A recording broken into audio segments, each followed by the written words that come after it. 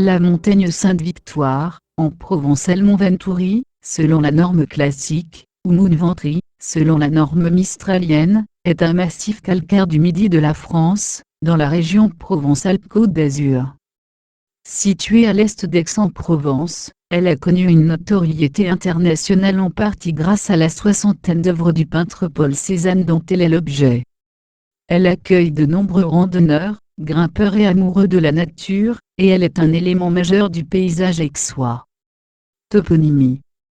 La tradition locale associe le nom de Sainte-Victoire au souvenir de la grande victoire de Marius contre les Cimbres et les Teutons, en 102 avant Jésus-Christ, dans les environs d'Aix, au cours d'une bataille dont l'emplacement exact n'est pas connu avec certitude. Or les anciens noms attestés de la montagne, inchangés de nos jours en provençal, est Mont Ventouri.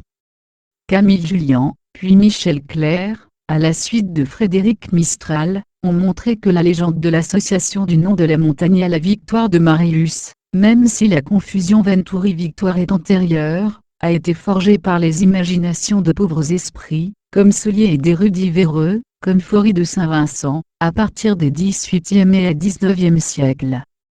Cette légende s'est si profondément ancrée dans l'imaginaire provençal que le prénom Marius, auparavant quasiment introuvable, il n'y avait pas un seul Marius dans le bataillon envoyé de Marseille à Paris en septembre 1792, est devenu populaire. Aucun trophée célébrant la victoire de Marius, et pouvant témoigner de la permanence d'un souvenir populaire, n'a été sérieusement identifié. De même le nom du village de Pourrières ne vient pas du campus Putridi où sont censés avoir pourri les corps des Germains vaincus, mais du latin poraria, champ de poireaux, décliné en porerie ou approchant. Michel Clerc fait de toute cette affaire un exemple excellent de formation d'une légende pseudo-populaire. Pour les deux historiens, le nom originel de la Sainte-Victoire, Ventur ou Venturius, conservé en provençal comme Santo Venturi, est un nom indigène plus ancien que la présence romaine, sans doute ligure. Géographie, topographie. Le massif de la Sainte-Victoire s'étend sur 18 km de long, et sur 5 km de large, suivant une stricte orientation ouest-est. Il se situe sur les départements des Bouches-du-Rhône et du Var, et sur les communes de Puy-Loubier, Saint-Antonin-sur-Bayon, Rousset, Châteauneuf-le-Rouge, Beaurecueil, Le Tolonnais, Vauvenargues, Saint-Marc-Joumegarde, Pourrières, Artiguerian. Les D10 et D17, route Cézanne, sont les principales routes qui permettent de longer le massif. Sur le versant septentrional, la D10 franchit le col de Tla, 530 mètres, et le col des Portes, 631 mètres. Sur le versant méridional, la D17 chemine sur le plateau du Sangle, et franchit le collet blanc du Subéroc, 505 mètres. Le massif culmine au pic des Mouches, 1011 mètres pour l'IGN, près de l'extrémité de la chaîne, et non pas à la Croix de Provence, 946 mètres pour l'IGN, proche de l'extrémité ouest et visible d'Aix. Le pic des Mouches est l'un des plus hauts sommets du département des Bouches-du-Rhône, derrière le pic de Bertheigne, qui atteint l'altitude de 1042 mètres, et qui se situe sur le massif de la Sainte-Baume. Depuis 1983, 6525 hectares du massif de la Sainte-Victoire sont classés. Hydrographie. Au nord-ouest et au pied du massif, le lac de Bimont, le lac de Zola et leurs barrages. Ruisseau de la Causse, de l'Infernais et du Bélion. Géologie. La Sainte-Victoire, tout comme le massif de la Sainte-Baume, peut être considéré comme un cas particulier parmi les massifs alpins, car les différentes étapes de la formation de son relief rattachent son histoire géologique, aussi bien à celle de l'ancienne chaîne pyrénéo-provençale, qu'à celle des Alpes occidentales lui ayant succédé. En effet, de l'ancienne montagne Sainte-Victoire, contemporaine des dinosaures du Crétacé, il ne reste aujourd'hui que le pli de Bimont, dit chaînon des Kostschoudes, dernier vestige résultant des mouvements tectoniques et des empilements caractéristiques de la face pyrénéo-provençale durant l'Éocène. Plus tardive durant l'Oligocène, la rupture du pli anticlinal de Sainte-Victoire, lequel résultait de la première surréaction des grands reliefs alpins, est à l'origine d'un déferlement contribuant à expliquer la forme actuelle de la montagne, qui apparut 15 millions d'années avant notre ère. La Sainte-Victoire, dont les sédiments calcaires remontent au Jurassique, se compose donc à la fois d'un vestige pyrénéo-provençal, et d'une géologie alpine. Cette singularité et cette ambivalence permettent de comprendre pourquoi, bien qu'étant un massif des Alpes occidentales, la problématique de ce rattachement reste complexe. Selon une étude récente, la Sainte-Victoire serait toujours en train de grandir. La société MEDEU a en effet réalisé une étude par satellite entre 1993 et 2003, apportant une preuve que, durant cette période, l'extrémité occidentale de la montagne Sainte-Victoire a été en surréaction de 7 mm par an. Paléontologie. Le massif héberge plusieurs gisements d'œufs de dinosaures mondialement connus dont celui de Rocote, et les grands creux situés sur la commune de Bourrecueil. Sismicité. Le 11 juin 1909, fort tremblement de terre en Provence.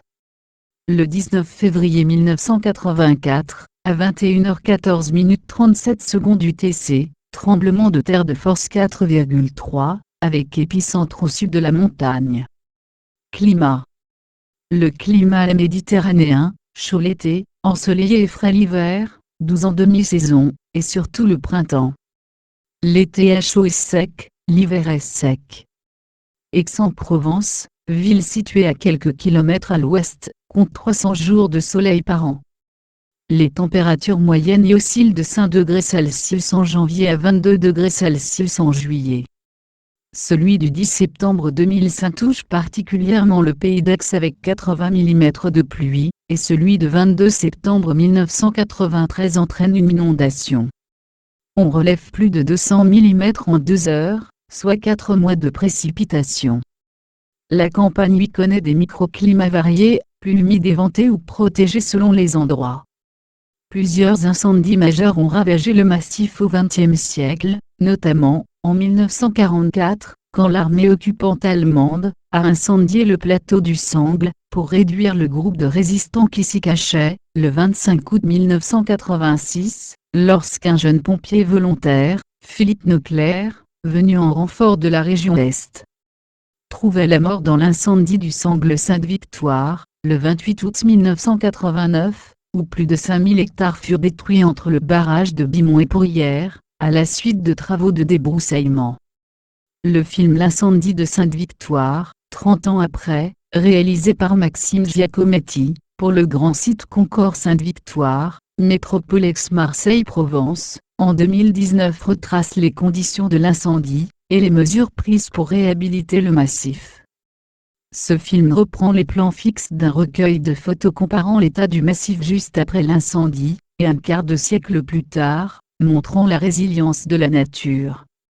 Aussi, chaque été, une vigie située au sommet près de la Croix de Provence, surveille-t-elle le massif et toute la vallée de l'Arquette Nantes. Le massif est globalement plus arrosé que ses alentours, environ 700 mm par an. Les températures sont aussi un peu moins élevées notamment, sur le versant septentrional de la montagne ainsi que dans la vallée de Vauvenargues. Flore et faune.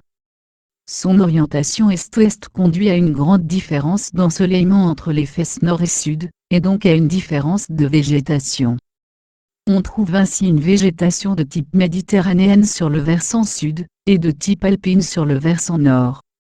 Elle s'est lentement reconstituée depuis l'incendie de 1989 sur le versant sud. Du fait de ces différences d'exposition et d'altitude, de 200 mètres à plus de 1000 mètres, la montagne Sainte-Victoire présente les principaux étages de la végétation méditerranéenne et sudalpine. Elle offre donc une flore exceptionnelle de 900 plantes à fleurs, soit 20% de la flore française. Parmi la faune, on peut noter de nombreux insectes, 27 espèces de mammifères dont 9 chauves-souris, sangliers, lièvres, et 126 espèces d'oiseaux, dont 78 nicheurs. Le versant sud se caractérise par la présence d'importantes falaises calcareutes de 500 à 700 mètres, dont l'aspect blanc ajouté au soleil donne l'aspect d'une haute muraille. Au pied des falaises, on trouve en plus des massifs de broussailles, chênes verts, chênes kermès, pins d'Alep, population fortement réduite après l'incendie de 1989, mais aussi des cultures, l'amandier et l'olivier. Versant nord.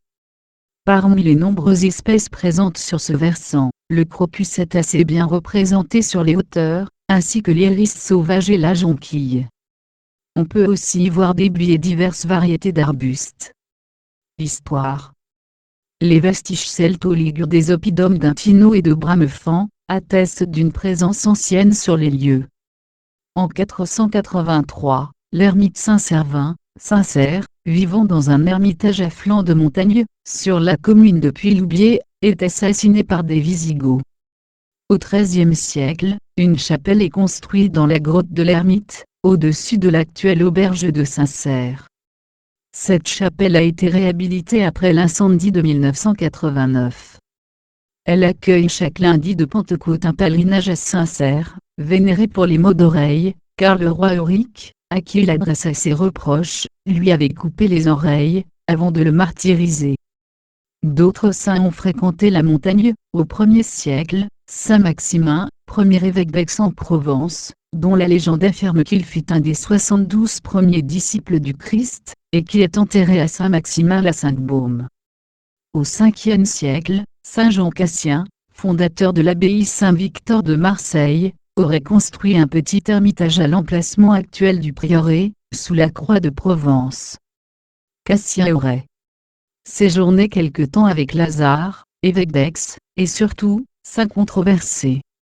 La riche communauté de Saint-Victor aurait commencé la mise en valeur des terres de Saint-Antonin dès la fin de l'époque romaine. Beaucoup plus tard, au XVIIIe siècle, c'est Saint Benoît-Joseph Lèbre, saint itinérant, qui fréquente le massif et séjourna souvent à l'est d'Aix, sur le mont Éguet. Il reste de lui une chapelle à Palette, le Tolonnais, et un oratoire à Beaurecueil. Entre 1850 et 1854, est construit le barrage Zola. Un autre barrage, le barrage de Bimont, viendra compléter l'action du barrage Zola. Sa construction s'échelonnera de 1946 à 1951. En 1875, une croix monumentale de 19 mètres de hauteur est inaugurée au sommet de l'éperon surplombant le prieuré, à une altitude de 946 mètres. Il s'agit de la 4e croix à cet emplacement. On retrouve les traces des précédentes jusqu'au XVIe siècle, un marin en détresse ayant alors fait vœu d'édifier une croix au sommet de la première montagne immergée qu'il rencontrerait. Cette croix est restaurée en 1982 et en 2004. Une partie du massif de la Sainte-Victoire est classée en 1983. Mais, du 28 au 31 août 1989, un gigantesque incendie enravage la face sud sur 5000 hectares.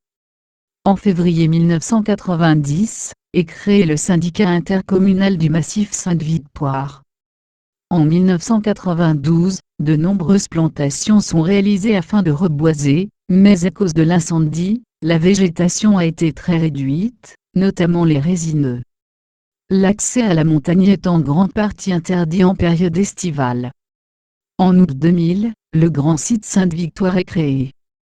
Il s'agit d'un syndicat mixte départemental labellisé Grand Site de France depuis 2004, chargé de la mise en valeur et de la protection du milieu naturel et culturel, ainsi que de la gestion de la fréquentation sur un territoire de près de 34 500 hectares, dont un site classé de 6 525 hectares. Économie, agriculture et production. Au pied de la montagne, quelques vergers d'amandiers et d'oliviers, côté sud, et de la vigne. Cette dernière se développe rapidement, au point de gêner les apiculteurs à cause des épandages et ça, malgré une conversion assez généralisée au bio. Les cultures sèches, lavande, amandier, herbes de Provence, régressent, de même que l'agropastoralisme, mis en difficulté par la présence avérée du loup, et les difficultés économiques de la filière. Une trentaine de coopératives ou caves privées produisent des vins de plusieurs cépages, sous l'appellation Côte de Provence Sainte-Victoire. Leur rendement maximum est de 50 hectolitres par hectare, contre 55 hectolitres par hectare, en général pour l'appellation Côte de Provence. Tourisme. Une étude publiée en janvier 2011 révèle que, entre mars 2009 et mars 2010, 930 000 personnes ont arpenté le site de Sainte-Victoire. La précédente étude concernait 1995, période à laquelle le massif avait accueilli 725 000 visiteurs. Cependant, une extrapolation sur la base des enregistrements des écocompteurs installés par le département des Bouches-du-Rhône, et qui mesurent la fréquentation sur les principaux accès, il est possible d'estimer la fréquentation en 2019, à plus d'1,5 million de visiteurs annuels. Cette fréquentation parfois excessive, compte tenu de l'image mythique de Sainte-Victoire, et de la fragilité de certains espaces, préoccupe les élus locaux, les associations et les habitants. Une analyse récente de l'Association pour Sainte-Victoire pose directement la question, faut-il encore promouvoir Sainte-Victoire? Pour permettre et réguler l'afflux de ces visiteurs, plusieurs parkings ont été aménagés le long de la route départementale 17, versant sud, et de la RD 10, versant nord. Mais à présent, le grand site tente de mettre en œuvre une gestion écologique plus globale du site, en cherchant à atténuer les impacts trop négatifs de la fréquentation, par exemple sur certaines espèces protégées, comme l'aigle de Bonelli. Certains espaces sont interdits au public, par exemple en période de nidification. Certaines pratiques sont limitées, par exemple le parapente à proximité des nids. Des informations à jour sur les périodes d'accès autorisées sont fournies par le grand site, ou par le département des Bouches-du-Rhône, qui gère un domaine public important en versant sud.